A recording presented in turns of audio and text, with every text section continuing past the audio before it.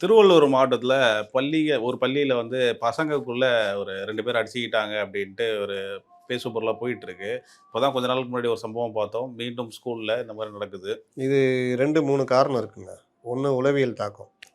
இந்த சினிமா, மற்ற விஷயங்கள பார்த்து, இந்த கேமு, அப்புறம் RAW, ரா இதெல்லாம் பார்க்கும்பொழுது, அடிக்கணும். ஒரு இதுன்னா நம்ம அடிக்கணும்.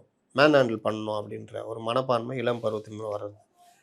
2வது குழு மனப்பான்மைன்னுவாங்க. ஒரு கும்பலா சேர்ந்து அடிக்கிறதுன்றது. அது எல்லாமே அவர்கள் ஒரு ஹீரோயிசமா நெனச்சுக்குவாங்க.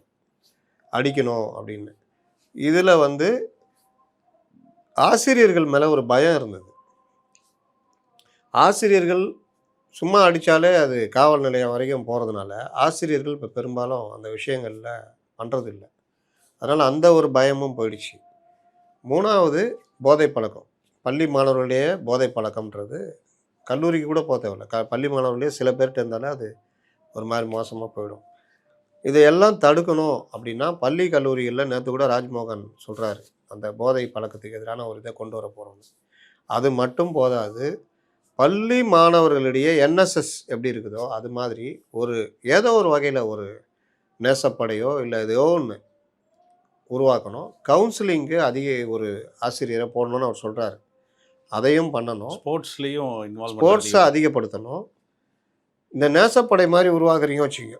NCC, NSS மாரி. அதை வந்து ஏதாவது முதல்வர் லிங்க் ஆகுற மாரி.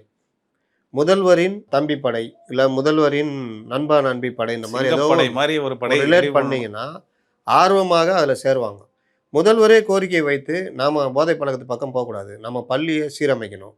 நீ அந்த மாரிலாம் பண்ணணும். நீயும் அப்படி பண்ணனா, நீ என் தம்பிகள்ல ஒருத்தன். இந்த மாரிலாம் எதாவது பண்ணா, அவர்களுக்கு நல்லா செயல்படுற அந்த குழுவுக்கு வருஷம் தேர்ந்தெடுத்து, அந்த சுதந்திர தின விழால ஒரு இது இந்த மாரி ஏதோ ஒரு வகையில பண்ணா, பெரிய அளவுல பள்ளிகள்ல மாணவர்களிடையே பெரும் மாற்றம் வரும். ஏன்னா, அந்த ஜென்ஸி மனநிலைன்றத எப்படி வேணா நீங்க கொண்டு வரலாம். அத யார் கொண்டு வரான்றது தான். அதுக்கான அம்பாசிடராக சிஎம் மாறணும். பள்ளி மாணவர்கள், கல்லூரி மாணவர்களிடம் நல்ல பழக்கத்தை கொண்டு வருகின்ற ஒரு அம்பாசிடராக சிஎம் மாறணும். அது சிஎம் பேர்லயே கூட நீங்க கொண்டு வாங்க. என்ன கேட்டா விஜய் அண்ணா படைன்னா கூட நல்லதுன்னுவேன். ஏன்னா, அந்த மாரிலாம் வந்தால் தான் உங்களுக்கு பள்ளி மாணவர்களுடைய ஒரு மாற்றம் வரும். ஜென்ஸி கிட்ட ஒரு மாற்றம் வரும். பள்ளி மாணவர்கள், கல்லூரி மாணவர்கள்ட்ட ஒரு மாற்றம் வரும்.